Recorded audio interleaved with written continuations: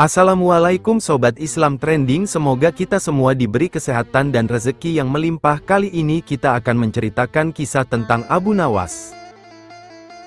Suatu ketika Abu Nawas menerima undangan untuk sebuah jamuan makan malam oleh Baginda. Dalam undangan tersebut, ia diminta untuk berpidato mengisi acara jamuan dengan tausiah agama. Abu Nawas datang ke istana lebih awal menghadiri undangan Baginda. Karena itu, Abu Nawas dipersilahkan duduk di bagian depan. Di depan, ia seakan-akan seperti menjadi tamu yang sangat istimewa. Beberapa saat kemudian, para undangan yang lain mulai berdatangan satu persatu langsung menempati kursi-kursi yang disediakan. Kemudian, menyusul para pejabat kerajaan yang datang dan langsung menuju kursi yang paling depan. Akan tetapi, salah seorang pejabat yang hadir sedikit terlambat sangat terkejut melihat kursi paling depan sudah penuh dan salah satunya sudah diisi oleh Abu Nawas. Pejabat tersebut langsung protes keras pada panitia penyelenggara makan malam. Kenapa saya yang lebih terhormat berada di belakang dan justru Abu Nawas yang hanya rakyat biasa berada di depan? Protes pejabat tersebut. Tuan seharusnya menanyakan langsung kepada Abu Nawas sendiri, kata salah seorang panitia.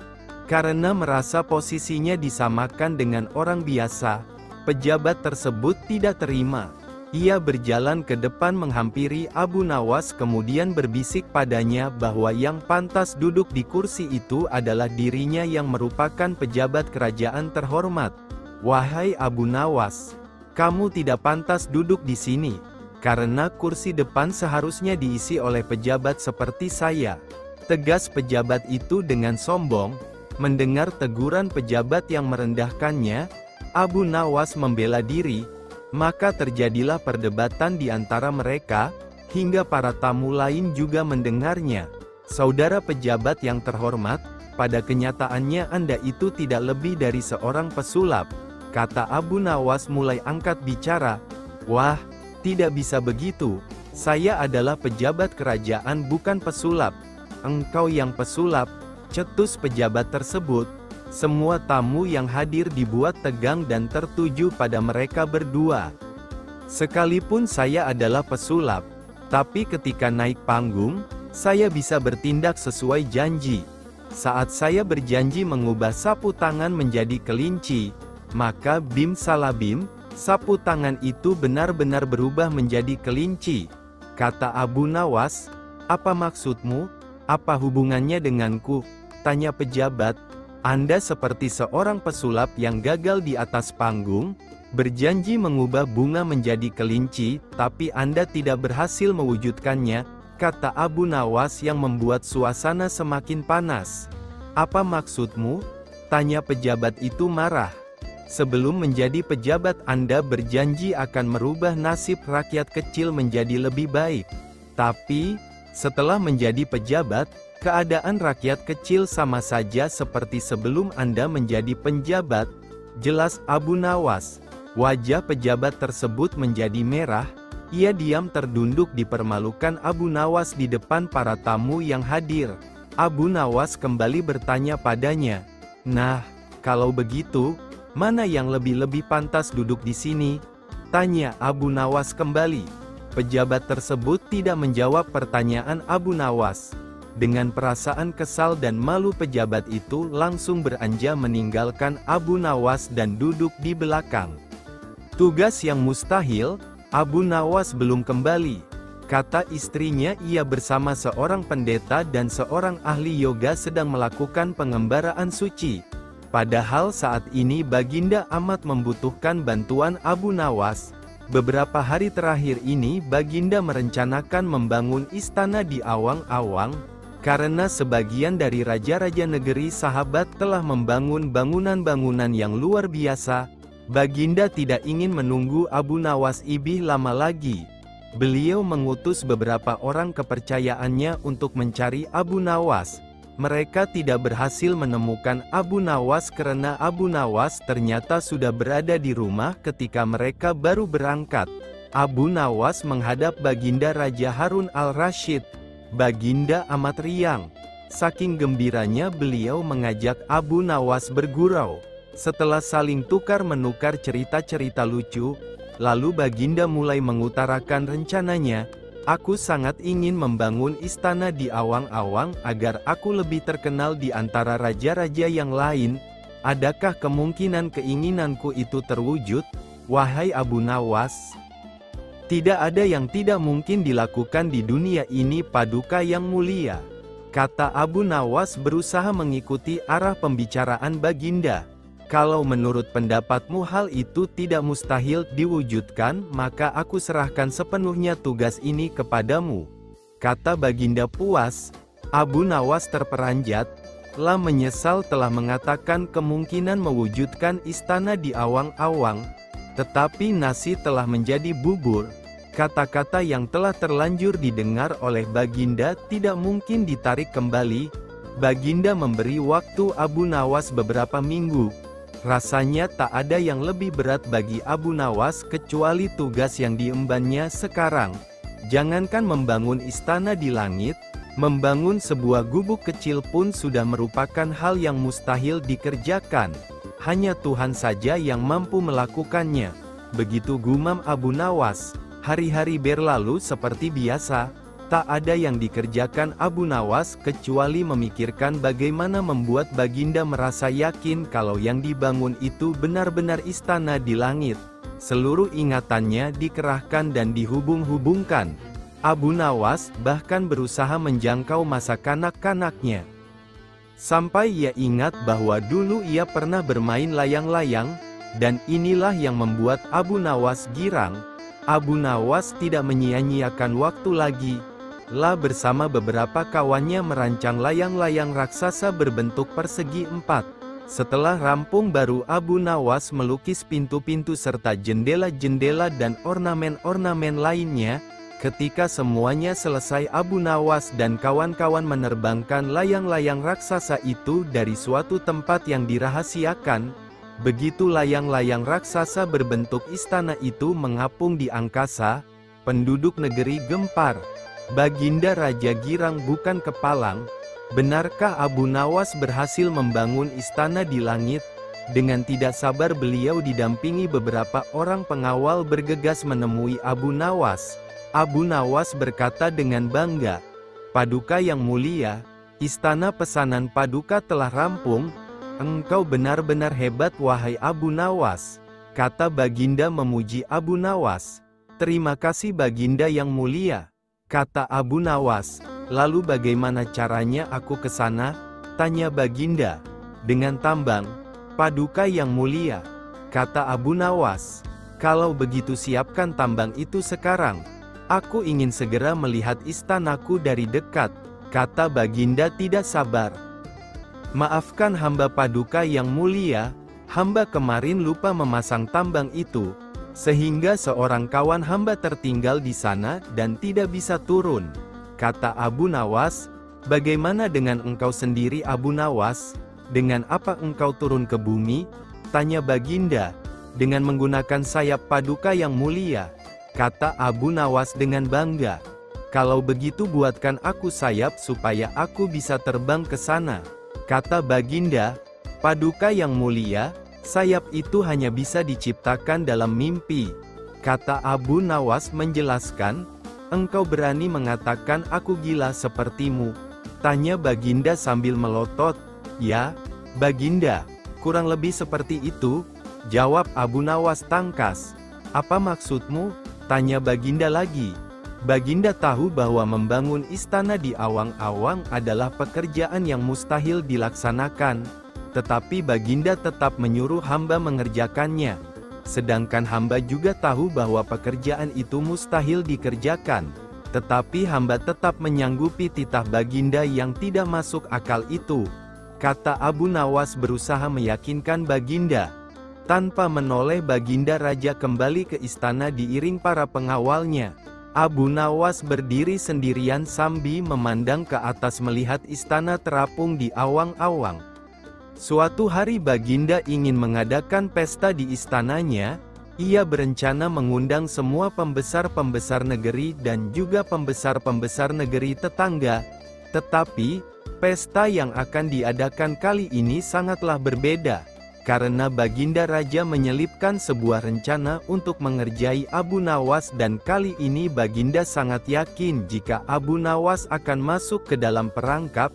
Tibalah pada hari yang sudah ditentukan untuk menggelar pesta, seluruh undangan, termasuk Abu Nawas yang turut diundang berhadir di istana. Ketika semua tamu undangan yang hadir sudah berkumpul, Baginda memerintahkan pelayan istana untuk membasuh tangan dan kaki para undangan dengan air mawar nan harum. Satu persatu tamu undangan yang hadir telah selesai dibasuh, kini tinggallah giliran Abu Nawas. Tidak pernah menyangka sebelumnya jika pada hari itu ia akan menjadi bahan tertawaan Baginda dan para undangan yang berhadir. Sepertinya Baginda memang sudah menyusun rencana tersebut dengan sangat matang. Baginda sengaja memerintahkan kepada para pelayan istana agar Abu Nawas mendapat urutan terakhir. Diam-diam Baginda terus memperhatikan Abu Nawas. Pas ketika giliran Abu Nawas dibasuh tangan dan kakinya, pelayan langsung membasuh dengan air kencing unta yang dicampur dengan bunga-bunga yang sudah disiapkan sebelumnya sesuai perintah Baginda. Sontak saja seluruh tamu undangan yang hadir merasa tidak nyaman dengan bau yang ditimbulkan dan sibuk mencari sumber bau tersebut. Akhirnya diketahuilah jika Abu Nawas yang menjadi sumber bau yang sangat tidak mengenakan itu. Ia pun dijauhkan dan ditertawakan oleh semua tamu yang hadir termasuk Baginda Raja sendiri yang senang bukan kepalang karena rencananya berhasil. Setelah menanggung tidak sanggup malu yang amat sangat di hadapan para tamu yang hadir. Tanpa bicara apa-apa Abu Nawas langsung meninggalkan ruangan tamu menemui pelayan yang telah membuat dia malu tadi. Pelayan tersebut meminta maaf dan mengakui jika itu adalah perintah Baginda Raja. Mendengar penuturan pelayan, Abu Nawas sangat terkejut, tidak pernah terpikirkan sebelumnya jika Baginda akan menggunakan. Abu Nawas pun bergegas meninggalkan istana dalam keadaan sangat kesal. Dalam hati ia bergumam, "Baiklah, hari ini Paduka telah memberiku kuah tak sedap, esok hari aku akan membalasnya dengan isinya." Setelah kejadian dipermalukan di istana dengan kencing unta, Abu Nawas menaruh rasa kesal yang bukan main terhadap Baginda Raja, sehingga sejak saat itu ia tidak pernah menginjakkan lagi kakinya di istana. Karena sudah 2 bulan Abu Nawas tidak terlihat di istana, Baginda Raja pun merasa rindu akan tingkah pola dan cerita-cerita lucu dari Abu Nawas. Baginda pun mengutus pengawal untuk menghadirkan Abu Nawas ke istana. Akan tetapi Abu Nawas tidak bersedia memenuhi panggilan Baginda dengan alasan sakit parah dengan harapan Baginda Raja akan menjenguknya. Khawatir dengan kondisi Abu Nawas, Baginda pun menyempatkan diri untuk menengok Abu Nawas dengan diiringi para pengawal dan beberapa pejabat kerajaan. Pucuk dicinta ulam tiba. Begitu mendengar Baginda Raja menuju ke rumahnya, Abu Nawas langsung memasang aksi cerdasnya. Ia langsung meminta istrinya menyiapkan obat ajaib dengas berbentuk bulatan kecil-kecil. Akan tetapi yang diantara bulatan-bulatan obat tersebut sudah diselipkan tinja yang memang sudah dipersiapkan Abu Nawas sebelumnya. Baginda Raja pun segera menuruti perintah Abu Nawas. Begitu mata Raja terpejam, Abu Nawas cepat-cepat memasukkan butiran kotoran tadi ke mulut Baginda Raja. Spontan saja Baginda Raja bangkit membelalakkan matanya. "Hai Abu Nawas, sepertinya engkau memberiku makan tinja ya? Akan kuhukum berat engkau," kata Baginda. Abu Nawas pun segera bersimpuh memberi hormat kepada Baginda. "Ampun Baginda, apakah Baginda masih ingat? 2 bulan yang lalu dalam sebuah pesta di istana Baginda telah lebih dahulu memberi hamba kuahnya, kencing unta.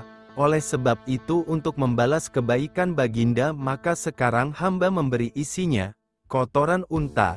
Jikalau bukan karena kejadian itu, hamba tidak akan berani melakukan ini pada Baginda. Jika Baginda bersikeras ingin menghukum hamba, maka kejadian ini akan hamba beritahukan kepada orang lain." kata Abu Nawas.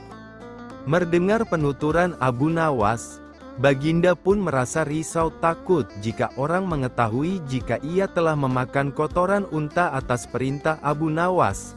Baiklah Abu Nawas, karena kejahilanku kemarin maka aku memaafkanmu. Tapi engkau tidak boleh memberitahukan siapa-siapa tentang kejadian ini, kata Baginda. Ampun Baginda, jika itu yang Baginda minta seperti itu, lain lagi ceritanya. Hamba minta 100 dinar sebagai biaya jaga rahasia, jawab Abu Nawas. Dasar kau Abu Nawas, kata Baginda geram. Baginda pun menyetujui permintaan Abu Nawas dengan menyerahkan pundi uang sebanyak 100 dinar, kemudian pamit pulang menuju istana bersama para pengikutnya. Taruhan yang berbahaya pada suatu sore ketika Abu Nawas ke warung teh kawan-kawan sudah berada di situ. Mereka memang sengaja sedang menunggu Abu Nawas. Nah ini Abu Nawas datang. Kata salah seorang dari mereka. Ada apa? Kata Abu Nawas sambil memesan secangkir teh hangat. Kami tahu engkau selalu bisa melepaskan diri dari perangkap-perangkap yang dirancang Baginda Raja Harun al-Rasyid. Tetapi kami yakin kali ini engkau pasti dihukum Baginda Raja bila engkau berani melakukannya. Kawan-kawan Abu Nawas membuka percakapan, apa yang harus kutakutkan? Tidak ada sesuatu apapun yang perlu ditakuti kecuali kepada Allah SWT, kata Abu Nawas menentang. Selama ini belum pernah ada seorang pun di negeri ini yang berani memantati Baginda Raja Harun al-Rasyid. Bukankah begitu hai Abu Nawas? Tanya kawan Abu Nawas.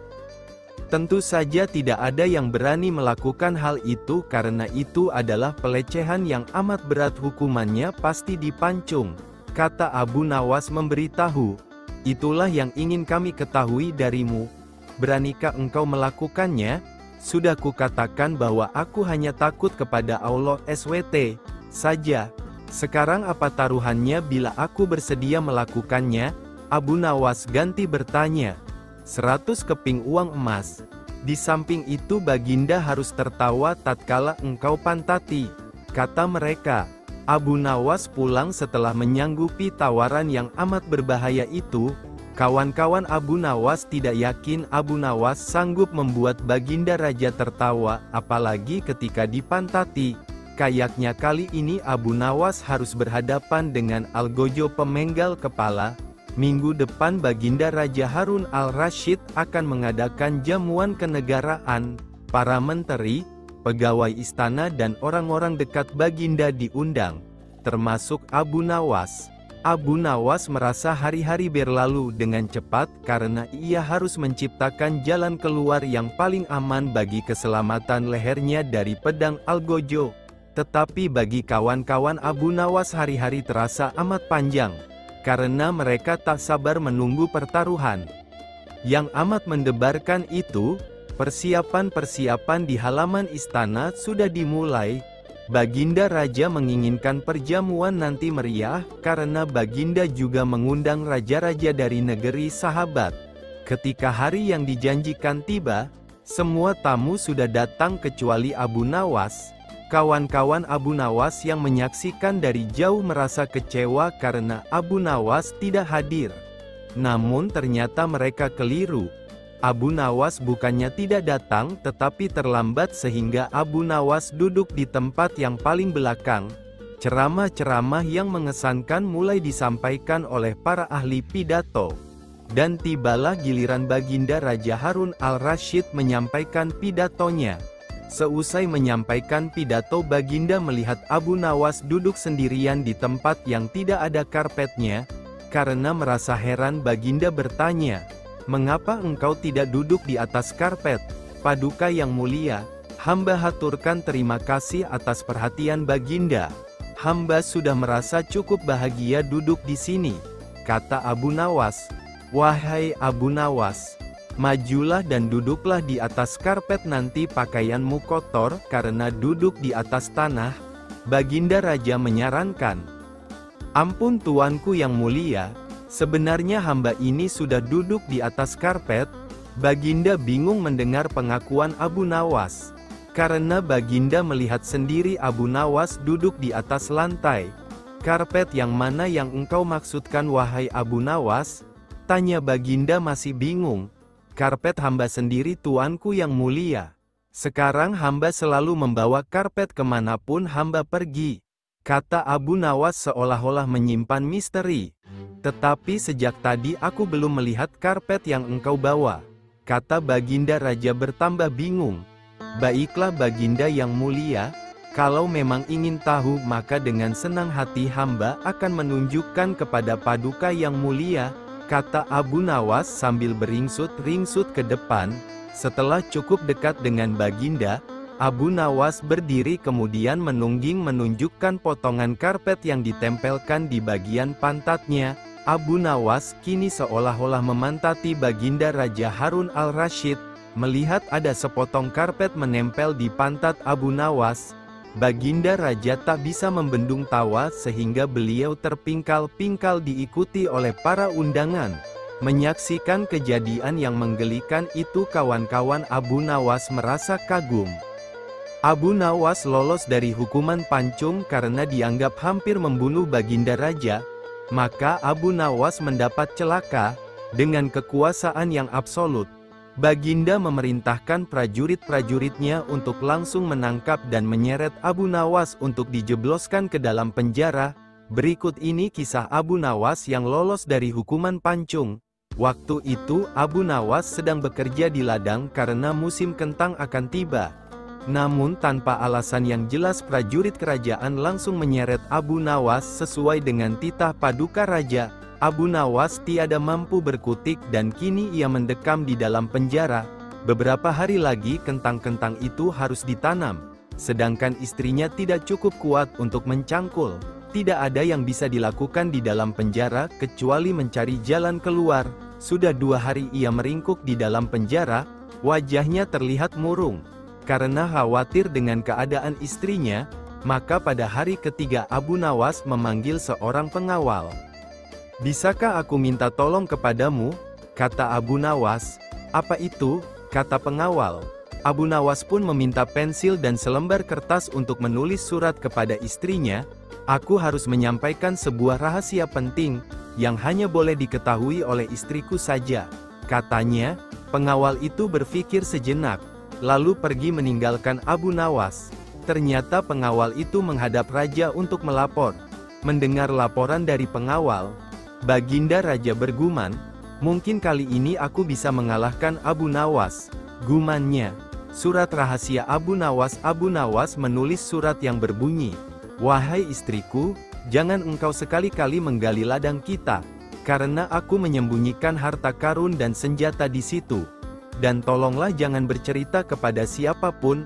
Tentu saja surat itu dibaca oleh Baginda Raja, karena beliau ingin tahu apa sebenarnya rahasia Abu Nawas. Setelah membaca surat itu, Baginda Raja merasa puas dan memerintahkan beberapa pekerja istana untuk menggali ladang Abu Nawas. Istri Abu Nawas yang berada di rumah menjadi heran. 5 hari kemudian Abu Nawas menerima surat dari istrinya. Dalam surat tersebut istrinya mengatakan bahwa ladang mereka telah digali oleh pekerja istana dan istrinya bingung harus melakukan apa. Rupanya istri Abu Nawas belum mengerti muslihat suaminya.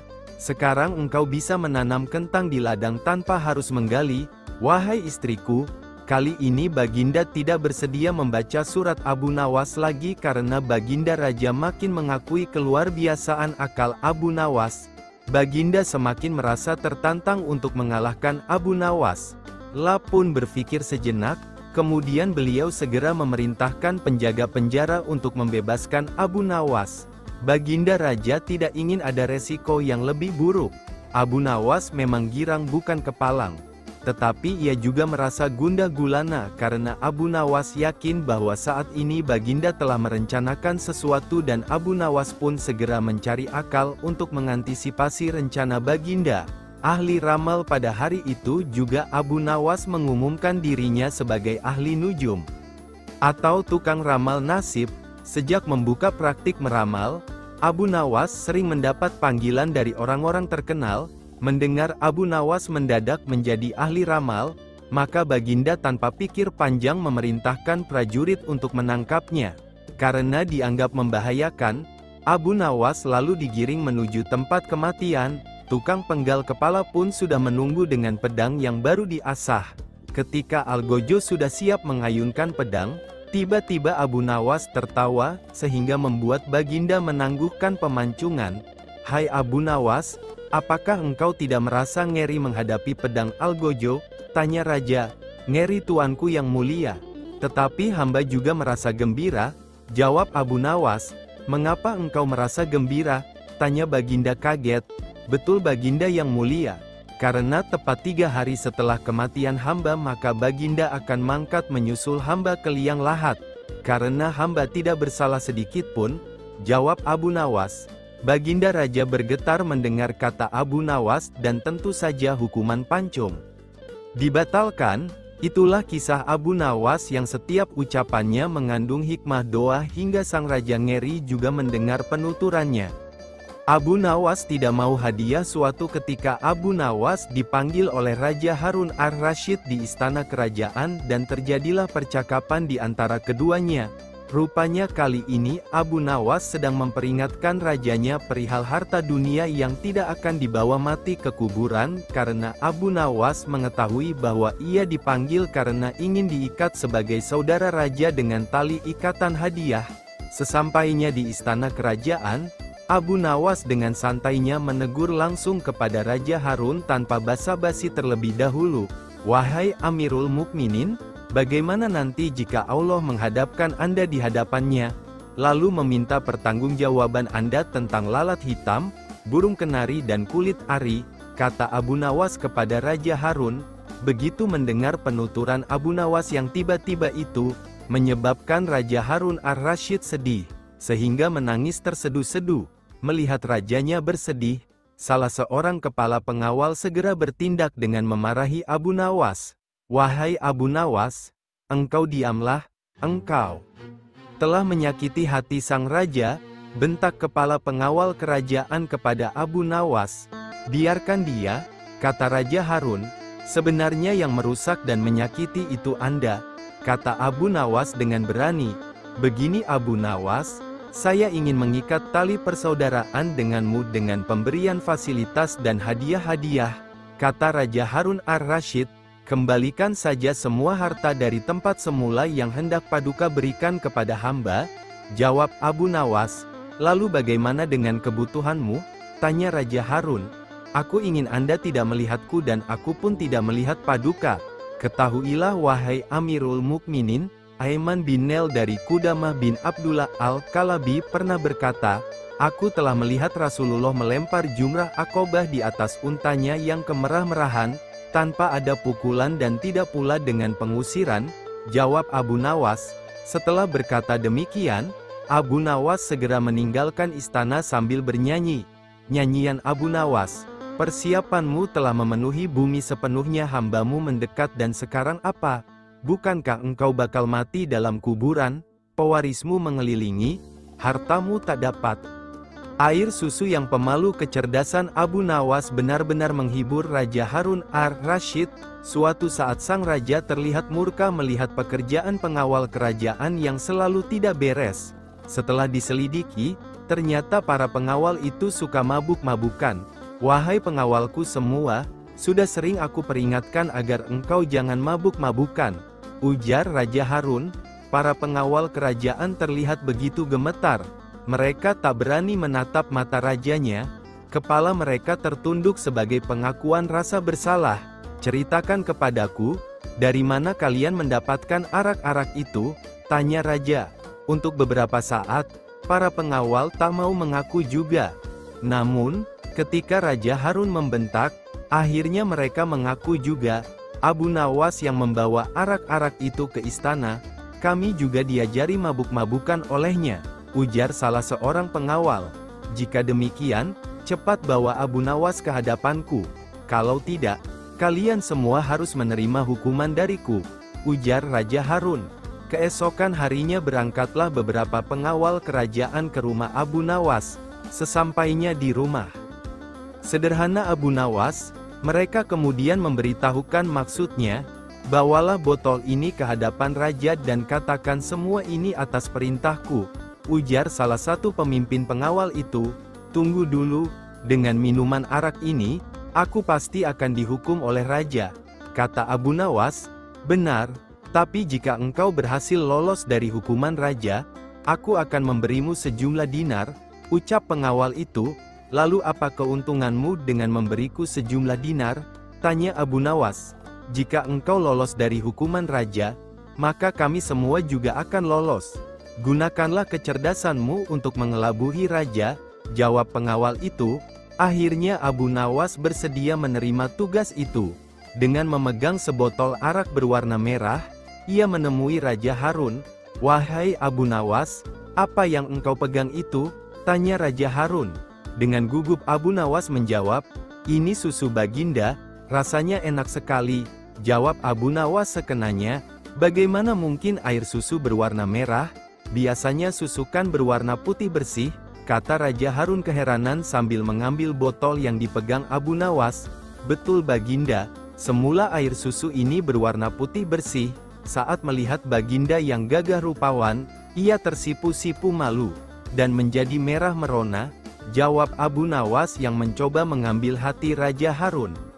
Mendengar jawaban Abu Nawas, Baginda pun tertawa dan meninggalkannya sambil geleng-geleng kepala. Raja Harun sebenarnya tahu bahwa yang di dalam botol itu adalah arak. Namun karena penyampaian Abu Nawas yang membanggakan hati, ia tidak memberikan hukuman kepada Abu Nawas.